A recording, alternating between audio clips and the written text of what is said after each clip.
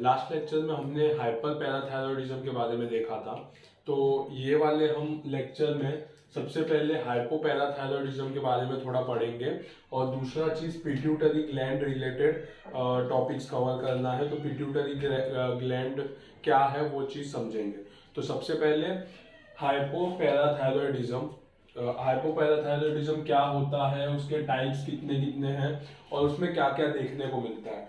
तो सबसे पहले कि हाइपोपैराथायरॉयडिज्म नाम से ही पता चलता है। हाइपो यानी कि कम, हाइपो यानी कि डिक्रीज या फिर absence of parathyroid hormone secretion. Parathyroid hormone जो होता है उसका सिक्रीशन या फिर कम हो जाता है या फिर एकदम से बंद हो जाता है, तो उस कंडीशन को हम कहते हैं हाइपोपैराथायरॉयडिज्म। तो इसका डेफिनेशन है डेफिशिएंसी और absence of parathyroid hormone secretion. Parathyroid gland जो होते हैं उसमें से अगर हार्मोन्स का सिक्रीशन कम हो जाए या एकदम से बंद हो जाए तो उसे हम कहेंगे हाइपोपैराथायरॉयडिज्म। हाइपोपैराथायरॉयडिज्म के कितने टाइप्स हैं, तो उसके 3 टाइप्स होते हैं। 3 टाइप्स है। सबसे पहला है प्राइमरी, दूसरा है स्यूडो और तीसरा है स्यूडो स्यूडो। 3 टाइप्स बताए गए हैं। सबसे पहला है प्राइमरी हाइपोपैराथायरॉयडिज्म, दूसरा है स्यूडो हाइपोपैराथायरॉयडिज्म और तीसरा है स्यूडो स्यूडो हाइपोपैराथायरॉयडिज्म।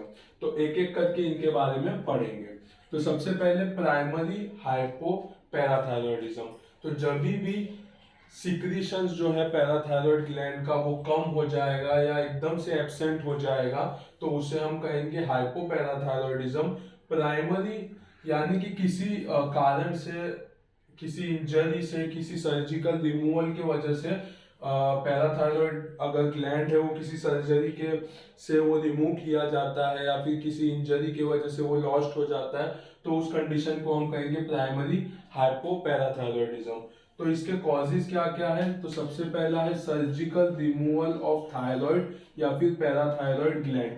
तो सर्जिकल रिमूवल कभी किसी रीजन से, किसी कैंसरस सेल्स के वजह से, ट्यूमर के वजह से अगर थायराइड या पैराथायरॉयड ग्लैंड निकालना पड़े तो उसके वजह से भी हमें प्राइमरी हाइपोपैराथायरॉयडिज्म देखने को मिलता है। दूसरा है radial neck dissection of the cancer patient. तो जब भी कोई कैंसरस पेशेंट होता है जिसमें कमांडो सर्जरी होती है कैंसरस पेशेंट में, तो उसमें क्या होता है कि नेक के काफी सारे जो पार्ट्स है वो निकाल दिए जाते हैं क्योंकि उस वहां पे कैंसर का ग्रोथ हो जाता है। तो रेडियल नेक डिसेक्शन अगर किया होगा कैंसर पेशेंट में तो वहां पे भी चांसेस होते हैं कि पैराथायरॉयड ग्लैंड है वो निकाल दिया जाता है। तो उसकी वजह से अगर हाइपोपैराथायरॉयडिज्म होता है तो उसे हम कहेंगे प्राइमरी हाइपोपैराथायरॉयडिज्म। तीसरा है ऑटो इम्यून डिजीज। कोई भी डिजीज जो अपने ही बॉडी के सेल्स को किल करता है, ऐसा कोई डिजीज अगर हुआ हो और उसकी वजह से अगर पैराथायरॉयड ग्लैंड पे इफेक्ट पड़ा हो तो भी हमें हाइपोपैराथायरॉयडिज्म देखने मिलेगा और उस कंडीशन को हम कहेंगे प्राइमरी हाइपोपैराथायरॉयडिज्म। तो प्राइमरी हाइपोपैराथायरॉयडिज्म कौन कौन से कंडीशन में देखने मिलेगा, सबसे पहले surgical removal of thyroid and parathyroid gland, दूसरा radial neck dissection of cancer patient, cancer patient में नेक डिसेक्शन किया होगा तो, और तीसरा है ऑटो इम्यून डिजीज। तो ये मोस्टली ये 3 कंडीशन में हाइपोपैराथायरॉयडिज्म देखने मिलेगा और उसे हम कहेंगे प्राइमरी हाइपोपैराथायरॉयडिज्म। इसके आगे क्लिनिकल फीचर्स, उन पेशेंट्स में या इस कंडीशन में क्या क्या क्लिनिकल फीचर्स हमें देखने को मिलेगा। तो सबसे पहला देखने मिलेगा हाइपोकैल्सेमिया। हाइपोकैल्सेमिया यानी कि decreased calcium in the blood. Blood में क्या होगा, कैल्शियम डिक्रीज हो जाएगा। हाइपर फॉस्फेटेमिया यानी कि increase amount of phosphate in the blood, blood में फॉस्फेट का अमाउंट बढ़ जाएगा। और हाइपोकैल्सियूरिया, जो कैल्शियम स्टोन होगा या फिर कैल्सियूरिया जो होगा वो कम हो जाएगा। तो क्लिनिकल फीचर्स में सबसे पहला हमें देखने मिलेगा कि कैल्शियम ब्लड में कम हो जाएगा, फॉस्फेट का अमाउंट इंक्रीज हो जाएगा और कैल्सियूरिया जो है वो कम हो जाएंगे। तो ये 3 चीज देखने मिलेगा। उसके साथ साथ कैल्शियम का अमाउंट जो है वो ब्लड में कम हो जाएगा तो उसकी वजह से न्यूरोमस्कुलर इरिटेबिलिटी देखने मिलेगा या फिर एक कंडीशन देखने मिलेगा जिसे हम कहते हैं टिटेनस। तो न्यूरोमस्कुलर इरिटेबिलिटी देखने मिलेगा या फिर टिटेनस जैसा सिचुएशन हमें देखने को मिलेगा। कैल्सिफिकेशन ऑफ लेंस, जो भी कैल्शियम है वो कहाँ पे जाके डिपॉजिट होने लगेंगे, वो लेंस में डिपॉजिट होने लगेंगे, जिसके वजह से कैल्सिफिकेशन देखने मिलेगा लेंस का। चौथा है abnormality of the cardiac conduction. कभी भी अगर कैल्शियम का अमाउंट कम हो जाएगा या फिर कैल्शियम का अमाउंट बढ़ भी जाएगा तो भी हमें कार्डियक कंडक्शन में एबनॉर्मेलिटी देखने मिलती है, क्यूआर इंटरवल प्रोलॉन्गेशन देखने को मिलता है। और लास्ट है एबनॉर्मेलिटी ऑफ टीथ में एबनॉर्मेलिटी देखने मिलेंगे, ग्रोथ जो है वो टीथ का ठीक से नहीं हो पाएगा क्योंकि उसमें वहाँ पे भी कैल्शियम की काफ़ी ज़्यादा ज़रूरत होती है। तो क्लिनिकल फीचर्स में ऐसा देखने मिलेगा कि हाइपोकैल्सीमिया है, यानी कि कैल्शियम का अमाउंट कम है, हाइपरफॉस्फेटेमिया है और हाइपोकैल्सीयूरिया देखने मिलता है। दूसरा इंक्रीज्ड न्यूरोमस्कुलर इरिटेबिलिटी। तीसरा है कैल्सिफिकेशन ऑफ लेंस में कैल्शियम का डिपोजिशन होना। फिर एबनॉर्मेलिटी ऑफ कार्डियक कंडक्शन और एबनॉर्मेलिटी ऑफ टीथ। तो ये सब चीज हमें प्राइमरी हाइपोपैराथायरॉयडिज्म में देखने को मिलेंगे। तो जैसे कि 3 टाइप में सबसे पहला था प्राइमरी हाइपोपैराथायरॉयडिज्म, दूसरा है स्यूडो हाइपोपैराथायरॉयडिज्म। तो दूसरा वाला टॉपिक देखेंगे, इसे हम कहते हैं स्यूडो हाइपोपैराथायरॉयडिज्म, यानी कि स्यूडो का मतलब होता है फॉल्स। क्या होता है? स्यूडो का मतलब होता है फॉल्स हाइपोपैराथायरॉयडिज्म, यानी कि जो पैराथायरॉयड ग्लैंड है उसमें के सिक्रीशंस जो होते हैं वो कम नहीं होते। स्यूडो हाइपोपैराथायरॉयडिज्म का मतलब क्या होता है? False hypoparathyroidism. हमें देखने से तो ऐसा लगता है कि पैराथायरॉयड ग्लैंड जो है वो अपना काम ठीक से नहीं कर पा रहे, इसके लिए हाइपोपैराथायरॉयडिज्म है, लेकिन वैसा नहीं होता है।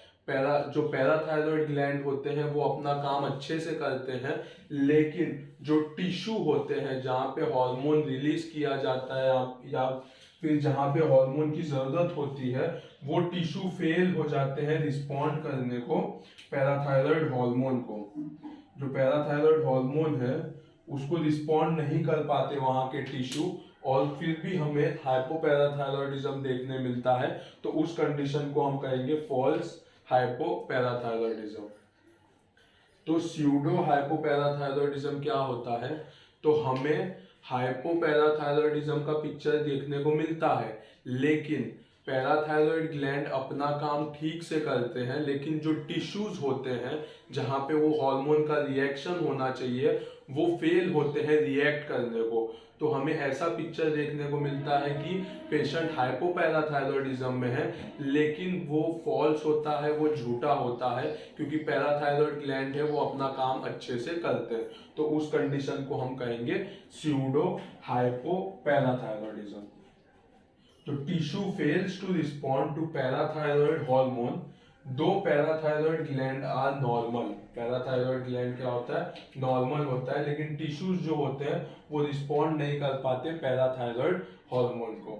तो इसमें हमें क्या देखने को मिलता है? तो इसमें हमें देखने मिलेगा short status, short metacarpal and metatarsal, flat knows and round face. ये सब चीजें हमें देखने को मिलेंगे, मतलब हाइट छोटा रहेगा, उनके जो फेरेंजिस है यानी कि मेटाकार्पल या मेटाटार्सल बोन है वो भी शॉर्ट है, उनका डेवलपमेंट नहीं हो पाएगा। जो नोज देखने मिलेगा वो चपटा देखने को मिलेगा, फ्लैट नोज, और फेस जो होगा वो राउंड फेस हमें देखने को मिलेगा। इसमें अगर हम देखेंगे तो हाइपोकैल्सीमिया देखने मिलेगा, हाइपरफॉस्फेटेमिया देखने मिलेगा और हाइपरकैल्सीयूरिया देखने को हमें मिलेगा। तो प्राइमरी हाइपोपैराथायरॉयडिज्म और सेकेंडरी और स्यूडो हाइपोपैराथायरॉयडिज्म में कैसा होता है कि प्राइमरी में हमें हाइपोकैल्सीमिया देखने मिलता है, सेम हाइपोकैल्सीमिया हमें स्यूडो हाइपोपैराथायरॉयडिज्म में देखने मिलता है। हाइपरफॉस्फेटेमिया देखने मिलता है, यहाँ पे भी हाइपरफॉस्फेटेमिया देखने मिलता है, लेकिन यहाँ पे हाइपोकैल्सीयूरिया जो देखने मिल रहा है प्राइमरी हाइपोपैराथायरॉयडिज्म में, वो यहाँ पे स्यूडो में हाइपर कैल्सियूरिया देखने को हमें मिलता है। तो स्यूडो हाइपोपैराथायरॉयडिज्म क्या होता है? तो tissue fail to respond to parathyroid hormone, दो पैराथायरॉयड हार्मोन्स आर नॉर्मल। इसमें हमें हाइपोकैल्सीमिया, हाइपरफॉस्फेटेमिया और हाइपरकैल्सियूरिया देखने को मिलेगा, जिसके अंदर क्लिनिकल फीचर्स हम देखेंगे तो हाइट शॉर्ट रहेगा, मेटाकार्पेल और मेटाटार्सल जो बोन्स होते हैं वो भी शॉर्ट रहेंगे, फ्लैट नोज देखने मिलेगा और राउंड फेस देखने मिलेगा। जो तीसरा टाइप है हाइपोपैराथायरॉयडिज्म का वो है स्यूडो हाइपोपैराथायरॉयडिज्म। क्या है? दो बार स्यूडो वर्ड है, फिर है हाइपोपैराथायरॉयडिज्म। तो ये बहुत रेयर कॉम्प्लिकेशन है, जल्दी देखने को नहीं मिलते हैं, लेकिन होता क्या है? तो it is a clinical feature of pseudo hypoparathyroidism are present except patient has no hypocalcaemia या फिर हाइपरफॉस्फेटेमिया। हाइपोकैल्सीमिया भी नहीं होता है, हाइपरफॉस्फेटेमिया भी नहीं होता, लेकिन स्यूडो हाइपोपैराथायरॉयडिज्म का फीचर्स हमें देखने को मिलता है, और इसे हम कहते हैं it is a incomplete form of pseudo hypoparathyroidism. ये एक इनकम्प्लीट फॉर्म है स्यूडो हाइपोपैराथायरॉयडिज्म का। तो इसमें हमें क्या देखने मिलेगा? इसमें क्लिनिकल फीचर्स जो है वो सभी कुछ सेम देखने मिलेंगे स्यूडो हाइपोपैराथायरॉयडिज्म जैसा, सिर्फ फर्क क्या होगा? तो इसमें हाइपोकैल्सीमिया और हाइपरफॉस्फेटेमिया देखने को नहीं मिलेगा, और इसे हम कहते हैं incomplete form of pseudo hypoparathyroidism. तो ये हो गया हाइपोपैराथायरॉयडिज्म के बारे में। तो हाइपोपैराथायरॉयडिज्म क्या है? तो इट इज द डेफिशिएंसी और absence of parathyroid hormone secretion. इसके तीन टाइप्स है, प्राइमरी, स्यूडो और स्यूडो स्यूडो। प्राइमरी हाइपोपैराथायरॉयडिज्म के बारे में हमने देखा, दूसरा है स्यूडो हाइपोपैराथायरॉयडिज्म, तीसरा है स्यूडो हाइपोपैराथायरॉयडिज्म। तो ये हो गया हाइपोपैराथायरॉयडिज्म रिलेटेड पैथोलॉजीज। अब इसके बाद हम दूसरे ग्लैंड के बारे में पढ़ेंगे। हमने पैराथायरॉयड ग्लैंड के बारे में पढ़ा, अब हम पिट्यूटरी ग्लैंड के बारे में पढ़ेंगे, और पैथोलॉजी जो इंपॉर्टेंट पैथोलॉजी है रिलेटेड टू पिट्यूटरी ग्लैंड उसके बारे में हम देखेंगे। तो सबसे पहले कि पिट्यूटरी ग्लैंड का दूसरा नाम क्या है? तो पिट्यूटरी ग्लैंड का दूसरा नाम है हाइपोफाइसिस। तो उसके बारे में हम थोड़ा सा स्टडी करेंगे।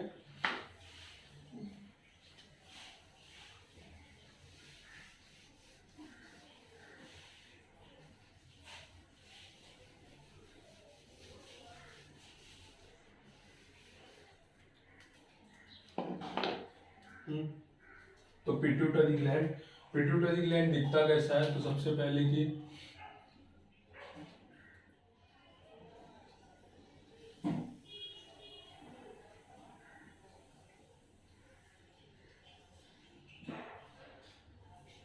ये कुछ इस तरह से ग्लैंड दिखता है, जिसे हम कहेंगे पिट्यूटरी ग्लैंड।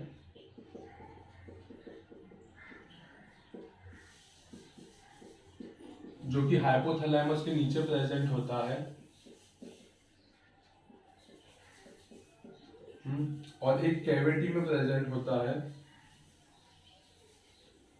जिसे हम कहेंगे सीला टर्शिका। तो देखेंगे एक एक करके।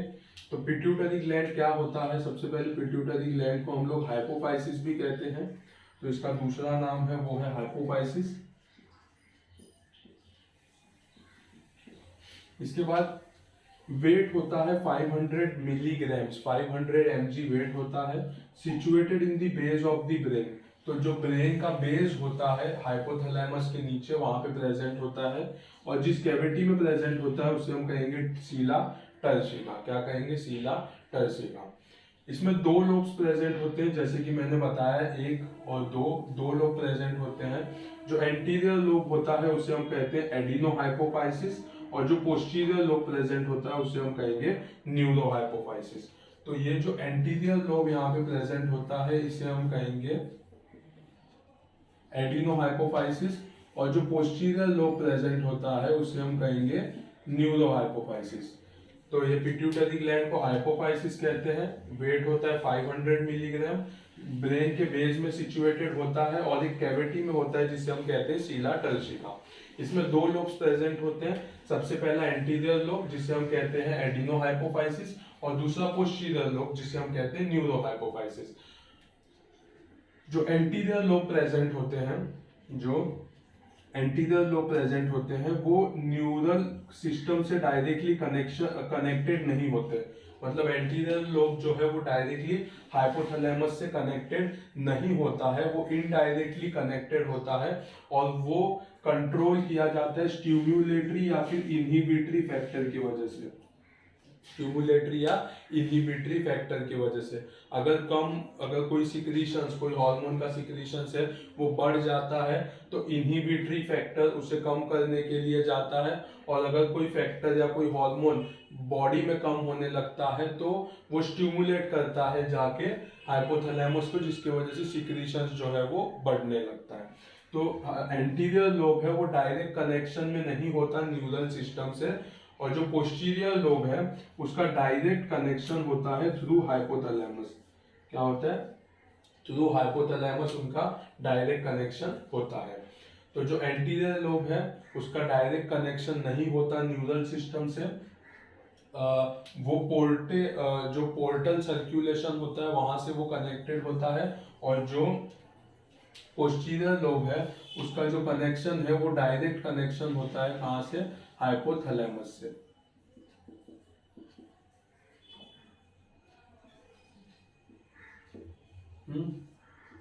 और इसका थ्रू कैपिलरीज कनेक्टेड होते हैं थ्रू पोर्टल सिस्टम के थ्रू। तो ये चीज यहां तक हमें बेसिक चीज पता चला। दूसरा चीज हमें जानना है हिस्टोलॉजी एंड फंक्शंस के बारे में। तो सबसे पहले हम देखेंगे एंटीरियर लोब के बारे में। तो एंटीरियर लोब यानी कि एडिनो हाइपोफाइसिस में राउंड या फिर पॉलीगोनल एपिथेलियल सेल्स प्रेजेंट होते हैं। राउंड या पॉलीगोनल एपिथेलियल सेल्स प्रेजेंट होते हैं। 3 टाइप के सेल्स हमें देखने को मिलते हैं। सबसे पहला होता है chromophil cells with acidophilic granules, दूसरा होता है chromophil cells with basophilic granules, और तीसरा होता है chromophobe cells without visible granules.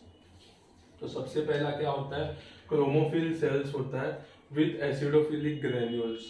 तो ये सेल्स जो प्रेजेंट होते हैं वो अराउंड 40% प्रेजेंट होते हैं। कितने अमाउंट में प्रेजेंट होते हैं? 40% प्रेजेंट होते हैं। इसमें 2 सेल्स आते हैं, एक तो होता है सोमैटोट्रॉप्स और दूसरा होता है लेक्टोट्रॉप्स। तो पहला जो है जिसे हम कहेंगे सोमैटोट्रॉप्स, जो ग्रोथ हार्मोन को रिलीज करता है। क्या करता है? ग्रोथ हार्मोन को रिलीज करता है, या फिर हम कह सकते हैं प्रोड्यूस ग्रोथ हार्मोन, और उसे हम कहेंगे ग्रोथ हार्मोन सेल्स। तो सोमैटोट्रॉप्स ग्रोथ हार्मोन सेल्स कहते हैं जो कि ग्रोथ हार्मोन को रिलीज करता है। इसके वजह से बॉडी का ग्रोथ हमें देखने को मिलता है। दूसरा लेक्टोट्रॉप्स, जिसे हम कहते हैं पीआरएल सेल्स, जो प्रोड्यूस करते हैं प्रोलैक्टिन। जो क्या प्रोड्यूस करते हैं? प्रोलैक्टिन प्रोड्यूस करते हैं। प्रोलैक्टिन का काम क्या होता है? तो मिल्क प्रोडक्शन होता है, मिल्क प्रोडक्शन और डेवलपमेंट होता है ऑफ मेमोरी ग्लैंड। तो प्रोलैक्टिन का काम क्या होता है? मिल्क प्रोडक्शन और डेवलपमेंट ऑफ मेमोरी ग्लैंड। ये 2 काम होता है लेक्टोट्रॉप पीआरएल सेल्स का, या फिर हम कह सकते हैं प्रोलैक्टिन हार्मोन का। तो सबसे पहला सेल होता है उसे कहते हैं chromophil cells with acidophilic granules, जो 40% प्रेजेंट होते हैं, जिसमें 2 सेल्स आते हैं सोमैटोट्रॉप्स और लेक्टोट्रॉप्स। सोमैटोट्रॉप्स को हम ग्रोथ हार्मोन सेल्स कहते हैं, जो प्रोड्यूस करते हैं ग्रोथ हार्मोन, जिसकी वजह से हमें बॉडी में ग्रोथ देखने को मिलता है। दूसरा है लेक्टोट्रॉप्स, या फिर हम कह सकते हैं पीआरएल सेल्स, जो प्रोड्यूस करते हैं प्रोलैक्टिन। प्रोलैक्टिन का काम होता है मिल्क प्रोडक्शन और डेवलपमेंट ऑफ मेमोरी ग्लैंड। दूसरा सेल जो प्रेजेंट होता है उसे हम कहेंगे chromophil cells with basophilic granules. Chromophil cells with basophilic granules जो प्रेजेंट होता है अराउंड 10%, जिसमें 3 सेल्स आते हैं, गोनेडोट्रॉप्स या फिर हम कह सकते हैं एफएसएच एलएच सेल्स, थायरोट्रॉप्स यानी कि टीएसएच सेल्स एंड कॉर्टिकोट्रॉप्स यानी कि एसीटीएच और एमएसएच सेल्स। तो सबसे पहला गोनेडोट्रॉप्स या फिर हम कह सकते हैं एफएसएच एलएच सेल्स। एफएसएच जो गोनेडोट्रॉप्स 3 हार्मोन को सीक्रेट करता है। सबसे पहला होता है FSH follicle stimulating hormone, follicle stimulating hormone. दूसरा है ल्यूटिनाइजिंग हार्मोन। तीसरा है इंटरस्टिशियल सेल स्टिमुलेटिंग हार्मोन। तो जो क्रोमोफिल सेल्स होते हैं विद बेसोफिलिक ग्रेन्यूल्स में सबसे पहला होता है गोनेडोट्रॉप्स जो सीक्रेट करते हैं एफएसएच यानी कि फॉलिकल स्टिमुलेटिंग हार्मोन। ये मेंस्ट्रुअल साइकिल्स को रेगुलेट करता है। दूसरा ल्यूटिनाइजिंग हार्मोन, ल्यूटिनाइजिंग हार्मोन का भी काम होता है मेंस्ट्रुअल साइकिल को रेगुलेट करना। तीसरा होता है इंटरस्टिशियल सेल स्टिमुलेटिंग हार्मोन जिसका काम होता है टेस्टोस्टेरोन को रिलीज करना, टेस्टोस्टेरोन को रिलीज करना। जो टेस्टिस में इंटरस्टिशियल सेल्स प्रेजेंट होते हैं वहां से टेस्टोस्टेरोन को रिलीज करते हैं। दूसरा है थायरोट्रॉप्स यानी कि टीएसएच सेल्स जिससे जहां से सीक्रेट होता है thyroid stimulating hormone, thyroid stimulating hormone. और तीसरा होता है कॉर्टिकोट्रॉप्स जिसे हम कहते हैं एसीटीएच या फिर एमएसएच। एसीटीएच यानी कि एडर्नो कॉर्टिकोट्रॉपिक हार्मोन, एडर्नो कॉर्टिकोट्रॉपिक हार्मोन। और दूसरा है MSH melanocyte stimulating hormone, melanocyte stimulating hormone. तो कॉर्टिकोट्रॉप्स जिसे हम जहां से 2 हार्मोन रिलीज होते हैं, एडेनोकॉर्टिकोट्रॉपिक हार्मोन और मेलिनोसाइट स्टिमुलेटिंग हार्मोन। तो एडेनोकॉर्टिकोट्रॉपिक हार्मोन का काम क्या होता है, तो कॉर्टिसोल जो होता है वो रिलीज करने का काम होता है एडेनोकॉर्टिकोट्रॉपिक हार्मोन का। और दूसरा है मेलिनोसाइट स्टिमुलेटिंग हार्मोन। तो जो पिगमेंटेशन होता है स्किन का वो डिसाइड करने के लिए ये हार्मोन बहुत यूजफुल है जिसे हम कहते हैं मेलिनोसाइट स्टिमुलेटिंग हार्मोन। इसकी वजह से डार्क पिगमेंटेशन या लाइट पिगमेंटेशन स्किन का देखने मिलता है। और कुछ रोल इसका एपेटाइट पे भी होता है, स्टमक के एपेटाइट पे जो कुछ रोल होता है वो भी मेलिनोसाइट स्टिमुलेटिंग हार्मोन का हो सकता है। तो ये इस तरीके से क्रोमोफिल्स विद बेसोफिलिक ग्रेन्यूल्स में हमें 3 चीजें देखने को मिलती है, गोनेडोट्रॉप्स, थायरोट्रॉप्स और कॉर्टिकोट्रॉप्स। थर्ड सेल्स जो प्रेजेंट होते हैं एंटीरियर लोब में उसे हम कहते हैं chromophobe cells without visible granules जो कि प्रेजेंट होते हैं अराउंड 50% पार्ट में।